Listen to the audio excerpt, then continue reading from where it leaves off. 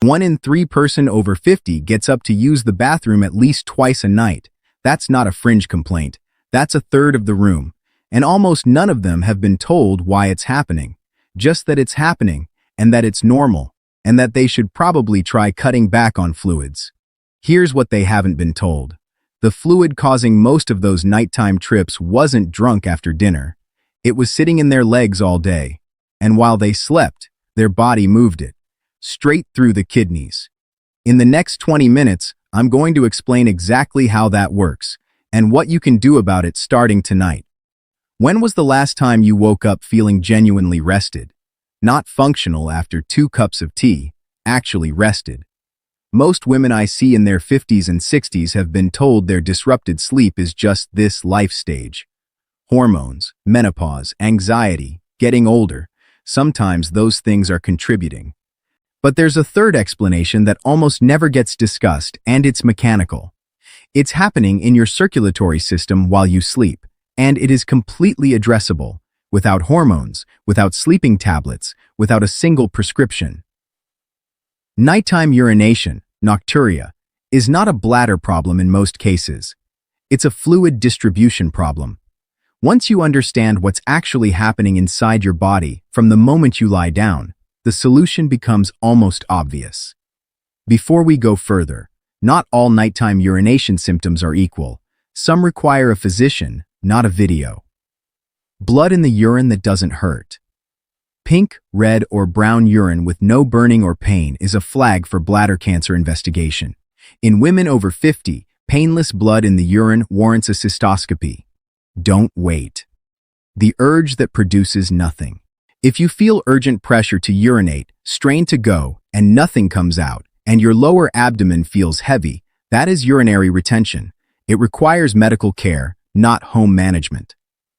Unexpected weight loss plus pelvic pain. If you've lost 10 or more pounds without trying and have deep aching in the pelvis or hips alongside increased urination, those symptoms together need investigation this week. If none of those apply, we can proceed. Nighttime urination gets treated as one condition. It isn't. There are 3 distinct mechanisms, and the fix for one can make another significantly worse. Category 1. Overproduction all day and night. Frequent trips producing large volumes, day and night. Total 24-hour output around 3 to 4 liters. Causes: excessive fluid intake, type 2 diabetes, or a rarer condition where the brain doesn't produce adequate ADH. This category needs a physician and blood work. Category 2. Overproduction at night only. This is the most common presentation in women over 50, found in an estimated 60–70% of people in this demographic with significant sleep disruption. Days are completely normal, but the moment you lie down, 3 or 4 large volume trips follow. The math doesn't add up to what you drank. That's because it's not coming from a cup. This is what we'll spend most of our time on. Category 3. Urgency with small output. The sensation arrives suddenly and intensely. You rush to the bathroom and produce very little, when a normal bladder should comfortably hold 200–300 milliliters before triggering urgency. The problem is the signaling system, not the fluid volume. Quick self-check. Large volume, all day and night. Category 1, normal days, large volume at night. Category 2, constant urgency, very small output. Category 3. Keep your category in mind. I want to tell you about a patient I'll call Rena. She was 61, a retired teacher, organized and articulate. She'd kept a 3-month handwritten log of her symptoms before our appointment. Daytime, 2 to 3 bathroom trips, normal. Nighttime, 3 to 4 trips, everyone producing a lot. 4 green marks, rested mornings, in 3 months. She'd already seen a pelvic floor physiotherapist, a gynecologist, and a GP who had attributed everything to menopause-related sleep disruption. She'd cut out coffee after noon. She'd bought an expensive mattress. 6 months on a low-dose sleep aid. Nothing had touched the nighttime trips. The first thing I asked her wasn't about her bladder. I asked, "Does your ring finger feel tighter by the end of the day? When you take off your shoes, do your feet feel like they've been wrapped in something?" She went quiet. How did you know that? I pressed my thumb against her shin bone and held it for 12 seconds. The dent it left took nearly 8 seconds to refill. Rena, I said, I don't think this is a bladder problem. I think it's a circulation problem. What we found, mild venous insufficiency in both legs. Her retirement 8 months earlier had cut her daily step count substantially. More sitting, less pumping. She also had mild obstructive sleep apnea, discovered by a home sleep study, which was independently disrupting her hormonal braking system overnight. Her bladder was healthy. Her kidneys were healthy. But every night, her body was running a process that made sleeping through impossible, and nobody had looked in the right direction. Think of a garden sponge left on a wet surface. It absorbs, swells, holds significantly more water than it appears to. Now tilt it, and it releases in a steady flow toward whichever end is lowest. Your lower legs work like that sponge. Your kidneys are waiting at the other end. During every hour you're upright, gravity pulls blood and fluid downward toward the feet. In a young, active system, this is continuously countered. Strong vein walls, healthy one-way valves, and the rhythmic contraction of leg muscles during movement all pump fluid back upward. Two things erode this system. Age. Vein walls lose elasticity and valves become less competent, and sedentary behavior, which switches off the muscle pump for long stretches. The result? Fluid quietly seeps through vessel walls into the soft tissue of the lower legs, without pain, often without visible swelling. But if you press a thumb against the shin bone and hold it, the dent tells the story.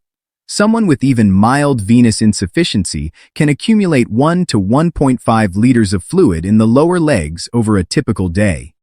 Now you lie down to sleep. The geometry changes completely. Your legs are level with your heart. Gravity stops holding the accumulated fluid in place, and it begins to move back into the bloodstream. Within 45 to 90 minutes, the volume of blood returning to the heart has increased meaningfully. The right atrium stretches, and in response, it releases a hormone called atrial natriuretic peptide. ANP.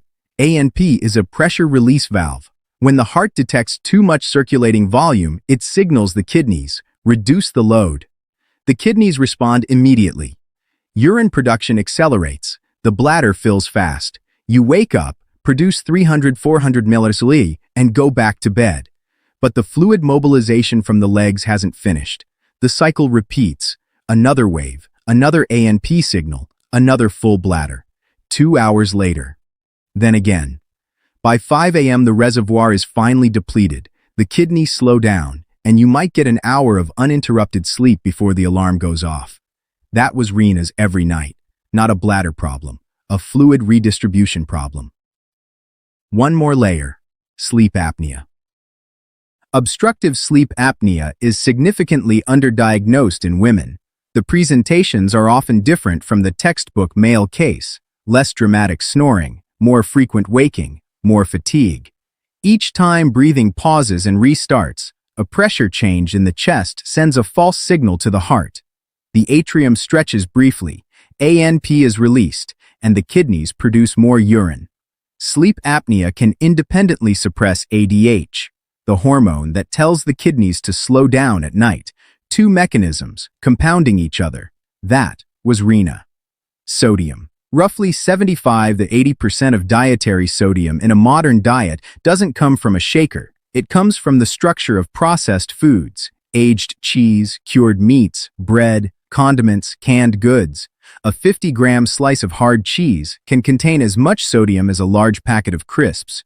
You don't perceive it as salty because the fat masks the sensation. When sodium enters the blood in the evening, the body retains water to dilute it. Then as you sleep, the kidneys begin clearing the load. And sodium doesn't leave alone. It pulls water with it. The urine at 2 a.m. is the biochemical consequence of the cheese at 7 p.m. Alcohol. This one is commonly misunderstood. A glass of wine helps people fall asleep. That's real. Alcohol is a CNS depressant and does accelerate sleep onset. But alcohol is also one of the most potent suppressors of antidiuretic hormone. It cancels the overnight instruction the kidneys are supposed to receive: slow down, concentrate, reduce volume. The kidneys run at daytime rate all night. The morning after an evening drink often feels worse than a night with one bathroom trip and no alcohol. What to add? Raw, unsalted pumpkin seeds, about 25-30 grams daily. A meaningful source of magnesium, which relaxes smooth muscle including the bladder wall. A well-supplied bladder expands more fully before signaling urgency. They're quiet and consistent. That's how dietary changes work. Actual cranberry, not commercial juice. Fresh, frozen, or a standardized extract. The active compounds reduce bacterial adhesion to the bladder lining, and many women over 45 carry a subclinical level of bacterial presence that keeps the lining mildly irritated and the nerve endings chronically sensitized. A sensitized bladder signals urgency far earlier than it should. Practical summary. Remove high-sodium processed foods from dinner. Avoid simple sugars after 6 p.m. Reconsider evening alcohol. Add pumpkin seeds. Add a small amount of unsweetened cranberry. Increase overall fiber. A loaded colon physically compresses the bladder from outside, reducing its capacity and triggering early urgency signals. 4 components. About 5 minutes of active effort per day. I call it prep, pump, redistribute, eat right, position. P. Pump. Morning calf raises. Before 8 a.m., 30 seconds. Before anything else in the morning, stand on a firm floor. Rise slowly onto the balls of your feet. Pause, then lower your heels back with deliberate firm contact. Feel the calf muscle contract. That's the peripheral heart engaging. 30 repetitions, 1 per second. The calf muscle group, when it contracts rhythmically, compresses the leg veins and pushes blood upward against gravity. The one-way valves hold it in place when the muscle relaxes. This is the mechanism that prevents fluid from pooling, and you can reactivate it every morning. If standing is uncomfortable, lie in bed and do ankle circles and alternating foot flexes instead. Same underlying mechanism. Throughout the day, take a 5-minute walking break every 90 minutes if your work involves extended sitting. R. Redistribute. Leg elevation before bed. 60-90 minutes before sleep. 15 to 20 minutes. This is the most important component. Approximately 60 to 90 minutes before you intend to sleep, lie down and elevate your legs so your heels are higher than your heart. Feet on the sofa armrest, calves on a cushion stack, or legs resting against a wall at 30-40 degrees. Not fully vertical. A comfortable incline is enough. Lie there for 15 to 20 minutes. What's happening? The same redistribution that would have happened at midnight is now happening while you're awake. Fluid returns to the bloodstream. ANP is released. The kidneys activate. 30 to 50 minutes after you finish, you'll feel a clear urge to urinate. Go. You'll typically produce 300-450 ml, the exact volume that was going to wake you at 2 a.m. You've emptied the reservoir before sleep. When you actually lie down, there's no fluid surge, no ANP alarm. The kidneys run at their appropriate low overnight rate. If your legs show visible swelling by evening, add graduated compression stockings, first grade, knee-high, from when you get home until your evening shower. E.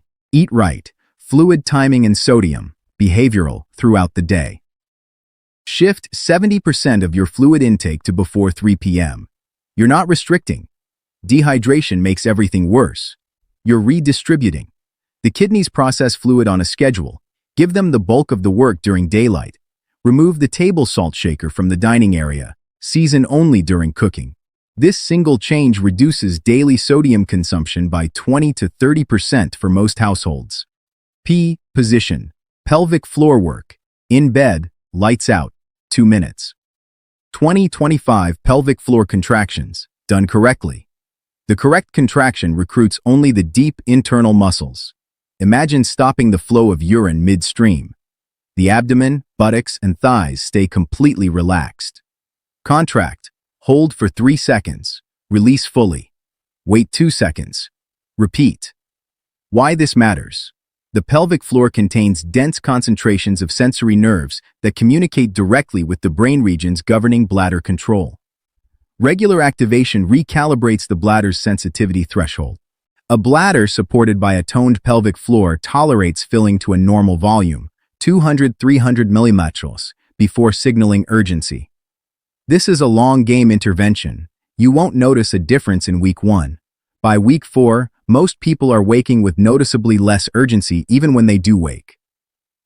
The prep routine at a glance. Pump, calf raises. First thing after waking. 30 seconds. Redistribute. Leg elevation.